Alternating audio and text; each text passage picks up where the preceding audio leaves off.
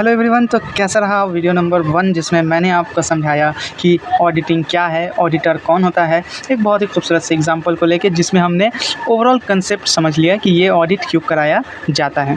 आज के वीडियो में मैं आपको ये समझाने वाला हूँ कि ये जो ऑडिट होता है ये एक एग्जामिनेशन है। किस चीज़ का?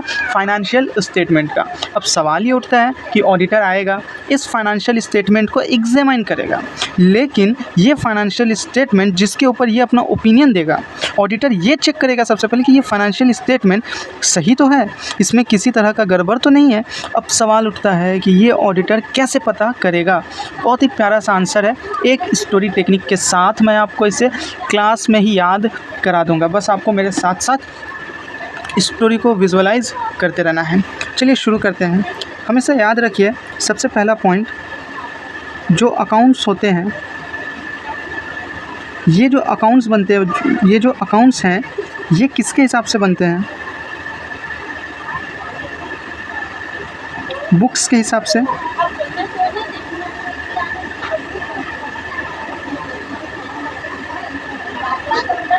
मतलब ये जो अकाउंट्स बनेंगे फाइनेंशियल स्टेटमेंट के, ये हमेशा किसके हिसाब से होना चाहिए? बुक्स ऑफ अकाउंट में किए गए एंट्रीज़ के हिसाब से। पहला पॉइंट, मतलब अगर फाइनेंशियल स्टेटमेंट के जो अकाउंट्स हैं उसमें इंक्लूड किए गए, अगर वो अकाउंट्स बुक्स ऑफ अकाउंट में किए गए एंट्रीज़ के हिसाब से नहीं हैं, तो ऑडिटर ये समझ जाएगा कि इस फाइनेंशियल स्टेटमेंट में क्या है? गड़बड़ है, दया कुछ तो गड़बड़ है। दूसरा पॉइंट क्या होगा मेरे दोस्त? दूसरा पॉइंट आपको ये देखना पड़ेगा कि ये जो एंट्रीज़ इस बुक्स ऑफ अकाउंट में की गई हैं, क्या देखना होगा? ये जो एंट्रीज़ इस बुक्स ऑफ अकाउंट में की गई हैं, क्या इसके रिगार्डिंग में sufficient and appropriate audit evidence है या नहीं है? मान लीजिए ये अकाउंट्स जो फाइनेंशियल स्टेटमेंट में आए हुए अकाउंट्स हैं, उसका जो भी इंट्रीज किया गया as per the books of account के इंट्रीज से किया गया, तो पहले जो ऑडिटर है वो देखेगा, बोलेगा नहीं, फाइनेंशियल स्टेटमेंट में अभी तक कोई गड़बड़ नहीं है। दूसरा क्या चेक करेगा कि ये जो इंट्रीज उसे दिखाई जा रही हैं, जो कि बुक्स ऑफ अकाउंट में की गई हैं, जिसके बेसिस पे ये अकाउंट्स बनाए गए हैं, क्या वो entries sufficient and appropriate evidence के साथ है? ऐसा तो नहीं है कि सिर्फ एंट्रीज पास कर दी गई हैं और उससे रिगार्डिंग जो बिल्स हैं, उसके रिगार्डिंग जो डॉक्यूमेंट्स हैं, वो कंपनी के पास अवेलेबल ही नहीं है। अगर अवेलेबल नहीं है तो कंपनी कंक्लूड करेगा क्या चीज़? कि हो सकता है बोर्ड ऑफ डायरेक्टर ने अपने पावर का मिस यूज़ करके फाइनेंशियल स्टेटमेंट में गड़बड़ी कराई है, और इस गड़बड़ी से सिर्फ अकाउंट के बैलेंसेस को अफेक्ट किया गया है, सारा डॉक्यूमेंट्स नहीं है। इससे वो कंक्लूड कर लेगा कि फाइनेंशियल स्टेटमेंट क्या है? मिसलीड है। तो दूसरा क्या हो गया? Entries entered in the books of accounts supported by sufficient and appropriate audit evidence. दूसरा पॉइंट याद हुआ? हम लोग अच्छे से करेंगे। अभी तीसरी पॉइंट क्या हो जाएगी?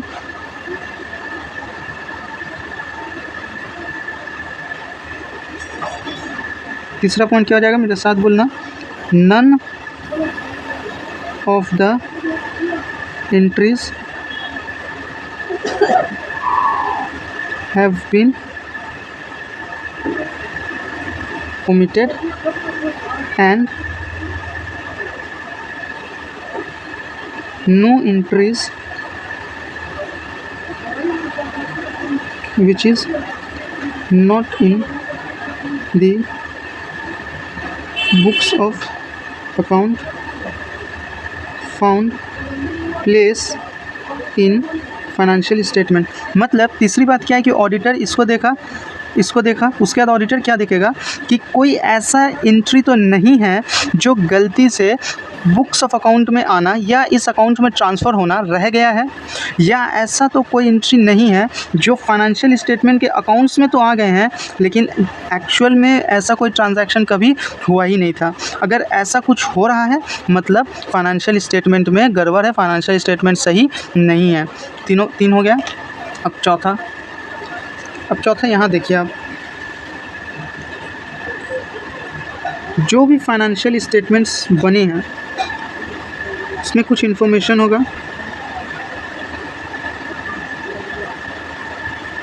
ठीक है? ये इन्फॉर्मेशन क्या होनी चाहिए? क्लियर एंड स्ट्रेट फॉरवर्ड होनी चाहिए। मतलब फाइनेंशियल स्टेटमेंट में जो भी इंफॉर्मेशन इंक्लूड होंगी वो सारे इंफॉर्मेशन क्लियर होनी चाहिए और स्ट्रेट फॉरवर्ड होने चाहिए। ठीक है, अगर ऐसा नहीं हुआ तो ऑडिटर ये कंक्लूड कर सकता है कि फाइनेंशियल स्टेटमेंट में कुछ ना कुछ गड़बड़ है दया, कुछ ना कुछ गड़बड़ है।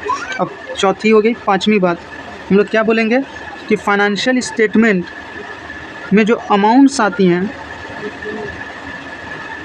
ये अमाउंट्स क्या होंगे, मतलब फाइनेंशियल स्टेटमेंट में जो भी अमाउंट बैलेंसेस हैं ये अमाउंट बैलेंसेस क्या होनी चाहिए, प्रॉपरली डिस्क्लोज होनी चाहिए। क्या होनी चाहिए, ये प्रॉपरली डिस्क्राइब्ड होनी चाहिए। ये क्या होनी चाहिए, प्रॉपरली क्लासिफाइड होनी चाहिए। किसके हिसाब से,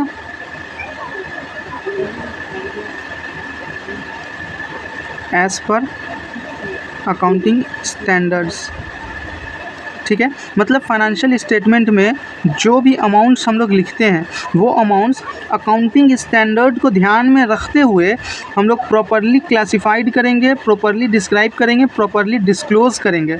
ठीक है, and the final one, sixth point क्या देखना है कि जो फाइनेंशियल स्टेटमेंट है वो प्रेजेंट कर रहा है true and fair view of what, of operational result, assets या लायबिलिटीज़।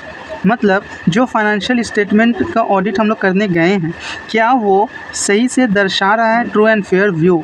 लेकिन ये ट्रू एंड फेयर व्यू किस चीज़ की बात कर रहा है, उसमें जो भी ऑपरेशनल रिजल्ट मतलब ग्रॉस प्रॉफिट, नेट प्रॉफिट जो दिखाया जा रहा है वो सही है या नहीं है। उसमें जो एसेट्स हम लोग शो कर रहे हैं क्या वो सही है या नहीं है। उसमें जो लायबिलिटीज़ हम लोग शो कर रहे हैं क्या सही है या नहीं है। जब ये सारी चीज़ों को देखकर ऑडिटर सेटिस्फाइड हो जाता है तो ऑडिटर ये समझता है कि ये जो फाइनेंशियल स्टेटमेंट है इसमें कोई भी गड़बड़ नहीं है, इस फाइनेंशियल स्टेटमेंट में कोई भी ऐसा इन्फॉर्मेशन नहीं है जो लोगों को मिसलीड कर सकता है।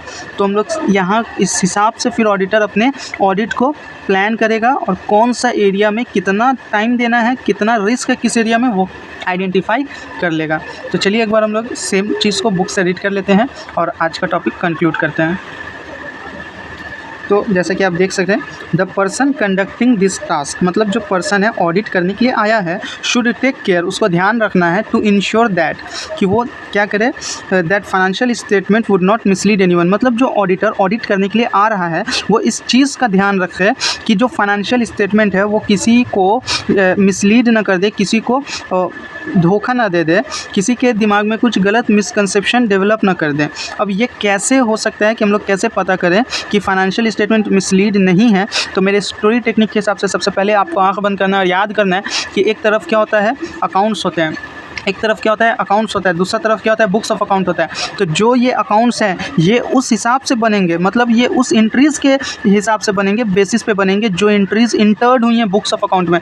मतलब that accounts shawl be prepared in accordance with the entries entered in the books of account. पहला पॉइंट कंप्लीट।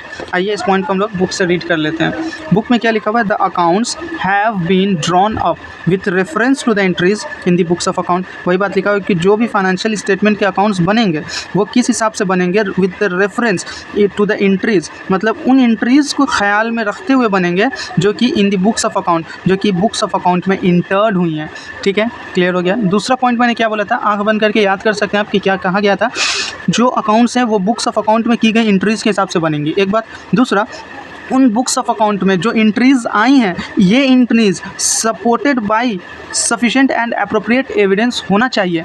मतलब इन एंट्रीज़ को सपोर्ट करने के लिए, इन एंट्रीज़ का जो क्लेम है कि इतना का डेबिट सेल हुआ है, इतना का क्रेडिट सेल हुआ है, इतना का क्रेडिट परचेज हुआ है, उसके रिगार्डिंग में कुछ क्रेडिट नोट होगा, डेबिट नोट होगा, कुछ इनवॉइस होगा, और क्रेडिट में ख़रीदा किया तो कस्टमर का रिटर्न कन्फर्मेशन होगा कि गुड रिसीव हो गया है, गोडाउन से गुड डिस्पैच होने का स्लिप होगा। इन सारी चीज़ों को हम लोग एक जगह रखते हैं, इसी को हम लोग कहते हैं sufficient and appropriate audit evidence. तो जब ऑडिटर क्रेडिट सेल के एंट्री को चेक करेगा तो वो उन ऑडिट एविडेंसेस को देखेगा और वो क्या कंक्लूजन पे आएगा कि हाँ, ये जो सेल रिप्रेजेंट हो रहा है इस बुक्स ऑफ अकाउंट के इस एंट्री में ये सही है। और अगर एंट्री सही है तो क्योंकि ये फाइनेंशियल स्टेटमेंट के accounts on the basis of that entries बने हैं तो ये भी सही होगा। तो आपको दूसरा चीज़ क्या याद रखना है कि the entries entered in the books of account are supported by sufficient and appropriate audit evidence. वो याद हो गया होगा, इसको हम लोग अब बुक से रिवाइज कर लेते हैं। देखिए बुक में भी वही लिखा हुआ है, the entries entered in the books of account are adequately supported by sufficient and appropriate audit evidence. Clear है, कोई भी कंफ्यूजन नहीं। तीसरा पॉइंट मैंने कैसे समझाया था कि सबसे पहले हमें ये देखना है कि ये जो एंट्रीज है बुक्स ऑफ अकाउंट में इंटर होती हैं, फिर हम लोग क्या बनाते हैं उसके रेफरेंस में, उसके बेसिस पे ये अकाउंट्स को बनाते हैं जो फाइनेंशियल स्टेटमेंट में शो की जाती है। लेकिन ऐसा भी हो सकता है ना कि कभी कोई ऐसे ट्रांजैक्शंस हम लोगों ने इंटर किए होंगे बट उसको रिकॉर्ड करना भूल गए होंगे, या कभी ऐसा भी हो सकता है कि हम लोगों ने सोचा था किसी ट्रांजैक्शन में इंटर करने का और उसको हम लोगों ने बुक्स ऑफ अकाउंट में रिकॉर्ड कर दिया, बट बाय सम सर्कमस्टांसेस हम लोग उस ट्रांजैक्शन में एक्चुअल में इंटर किया ही नहीं और हमने यहाँ से रिमूव करना भूल गए और यही एंट्री फिर क्या हो गया, मिसलीडिंगली यहाँ पर ही इंटर्ड हो गया। तो इससे क्या हो जाएगा, फाइनेंशियल स्टेटमेंट का जो एक्यूरेसी है उस पर अफेक्ट आ जाता है और फाइनेंशियल स्टेटमेंट मिसलीड हो जाता है, मिसलीड करेगा, जो उसको पढ़ेगा उसको क्या करेगा, गलत इन्फॉर्मेशन देगा। तो तीसरा एंट्री हम लोगों को इसी हिसाब से याद रखना है कि कोई भी ऐसा एंट्री जो कि बुक्स ऑफ अकाउंट में इंटर नहीं हुआ है वो अकाउंट्स में नहीं जाना चाहिए, वो फाइनेंशियल स्टेटमेंट में नहीं जाना चाहिए। प्लस कोई भी ऐसा एंट्री अगर बुक्स ऑफ अकाउंट में इंटर हुआ है तो वो फाइनेंशियल स्टेटमेंट में ज़रूर से ज़रूर जाना चाहिए। तो वही यहाँ लिखा है कि none of the entries have been omitted, मतलब कोई भी एंट्रीज छूटना नहीं चाहिए। And no entries which is not in the books of account found place in the financial statement, और जो एंट्रीज बुक्स ऑफ अकाउंट में नहीं आई हैं वो फाइनेंशियल स्टेटमेंट में नहीं जाना चाहिए। तो होपफुली तीसरा पॉइंट भी याद हो गया होगा। तीसरा पॉइंट क्या है कि none of the entries are to be recorded in the, none of the entries are to be omitted and ठीक है, no entries which are not entered in the books of account found place in the financial statement. तीन point मैंने आपको अपने साथ साथ ही याद करा दिया है। चलिए इसको रीड कर लेते हैं। None of the entries in the books of account have been omitted in the process of compilation and nothing which is not in the books of account has found place in the financial statement. Clear है। अब हम लोग आ जाते हैं चौथा point, पांचवा point और छठा पॉइंट। मैंने आपको क्या बोला, कॉमन क्या है, फाइनेंशियल स्टेटमेंट। चौथा पॉइंट में मैंने आपको ये समझा कि फाइनेंशियल स्टेटमेंट में इन्फॉर्मेशन होती हैं, कंटेंट होती हैं जो कि रीडर्स, फाइनेंशियल स्टेटमेंट के रीडर्स जब रीड करती हैं तो उनको क्या देता है, और इन्फॉर्मेशन मिलता है फाइनेंशियल स्टेटमेंट को रीड करके। तो ये इन्फॉर्मेशन क्या होनी चाहिए, क्लियर होने चाहिए, स्ट्रेट फॉरवर्ड होने चाहिए। तो इसमें कोई भी ऐसा बात घुमा फिरा के नहीं लिखा होना चाहिए, या तो बायस्ड वे में नहीं लिखा होना चाहिए, क्लियर होना चाहिए, स्ट्रेट फॉरवर्ड होना चाहिए। तो information content in financial statement must be clear and straight forward. तो चौथा पॉइंट याद हो गया होगा। चौथा पॉइंट एक बार रीड कर लेते हैं। The information conveyed by the financial statement is clear and unambiguous, not confusing। सही है, ठीक है, रिलेट कर पा रहे हैं आप मेरी बातों से। पांचवा पॉइंट क्या हो जाएगा भाई साहब, फाइनेंशियल स्टेटमेंट में क्या होते हैं, अमाउंट्स होते हैं। फाइनेंशियल स्टेटमेंट में अमाउंट्स शो की जाती है ना, शेयर कैपिटल उसका फलाना अमाउंट, रिजर्व एंड सरप्लस उसका फलाना अमाउंट, फिर हम लोग देखते हैं कोई अगर लाइबिलिटीज़ हैं उसका अमाउंट, एसेट्स में गया एसेट्स का अमाउंट। इस तरह से जो अमाउंट्स शो की जा रही है, ये अमाउंट्स जो शो होंगी एज़ पर अकाउंटिंग स्टैंडर्ड होंगी। मतलब अकाउंटिंग स्टैंडर्ड्स ने बता रखा है कि कौन से फिगर को आपको इंक्लूड करना है अमाउंट में, कौन से फिगर को एक्सक्लूड करना है, कौन से फिगर को किस तरह से क्लासीफाई करना है। जैसे कि अगर आपका रिजर्व एंड सरप्लस है तो उसको नोट्स टू अकाउंट में आपको सारे रिजर्व्स या सरप्लस जो भी प्रॉफिट है उन सब को अलग से मेंशन करना है, उनके अमाउंट को लिखना है, उसको ले जाकर फाइनेंशियल स्टेटमेंट में आपको बैठाना है। तो सारी चीज़ों को क्या करना है, प्रॉपर्ली क्लासीफाइड करना है, डिस्क्राइब करना है, डिस्क्लोज करना है। जो भी चीज़ें आप जजमेंट्स यूज़ कर रही है मैनेजमेंट, उनको अलग से नोट्स टू अकाउंट में रिप्रेजेंट करना पड़ेगा, नोट्स टू अकाउंट में डिस्क्लोज करना पड़ेगा। मतलब पांचवा पॉइंट क्या कह रहा है कि जो फाइनेंशियल स्टेटमेंट्स बनी हैं उनमें जो अमाउंट्स आई हैं वो properly classified, properly disclose and properly described होनी चाहिए। और ये कैसे होना चाहिए, एज़ पर अकाउंटिंग स्टैंडर्ड्स। आइए इसको हम लोग बुक से रीड कर लेते हैं। क्या लिखा हुआ है, the financial statement amounts are properly classified, describe and disclose in conformity with the accounting standard. Clear है, सारी बातें एकदम साफ समझ आ रही हैं। और लास्ट पॉइंट, फाइनेंशियल स्टेटमेंट क्या होना चाहिए, जो प्रेजेंट करना चाहिए, रिप्रेजेंट करना चाहिए, शो करना चाहिए, क्या, ट्रू एंड फेयर व्यू। हम लोग स्टार्टिंग से यही पढ़ रहे हैं कि financial statement true and fair view show करना चाहिए। लेकिन ये true and fair view show किसका करेगा, तो जो भी फाइनेंशियल स्टेटमेंट में ऑपरेशनल रिजल्ट्स मतलब ग्रॉस प्रॉफिट, नेट प्रॉफिट ये शो हो रहे हैं वो क्या होना चाहिए, सही होना चाहिए। दूसरी बात, फाइनेंशियल स्टेटमेंट में जो भी एसेट्स शो हो रहे हैं सही होना चाहिए, जो भी लायबिलिटीज शो रहा है सही होना चाहिए, जो भी एसेट्स से लायबिलिटीज़ हो वो सच में इनकर होने चाहिए, एसेट्स का ओनरशिप आपके पास होना चाहिए, लायबिलिटीज़ सच में आपके ऊपर लायबिलिटीज़ को पे करने का ऑब्लिगेशन है तो ही वो फाइनेंशियल स्टेटमेंट में आएगा। अगर ये सारी चीज़ें हैं तो हम लोग कहेंगे कि फाइनेंशियल स्टेटमेंट जो है true and fair view show कर रहा है किस चीज़ का, तो financial statement represents true and fair view of operational results, assets and liabilities of an entity. आइए इसको हम लोग इस वाली बुक से रीड कर लेते हैं और हमारा ये क्वेश्चन कंप्लीट हो जाएगा। The financial statement of accounts present true and fair picture of the operational results end of assets and liabilities. तो ये हो गया पूरा का पूरा क्वेश्चन नंबर 2। होपफुली आपको याद भी हो गया होगा, समझ भी आ गया होगा। तो मिलते हैं फिर क्वेश्चन नंबर 3 में, तब तक के लिए आप अच्छे से नोट कर लीजिए और तैयार कर लीजिए क्वेश्चन को। Thank you.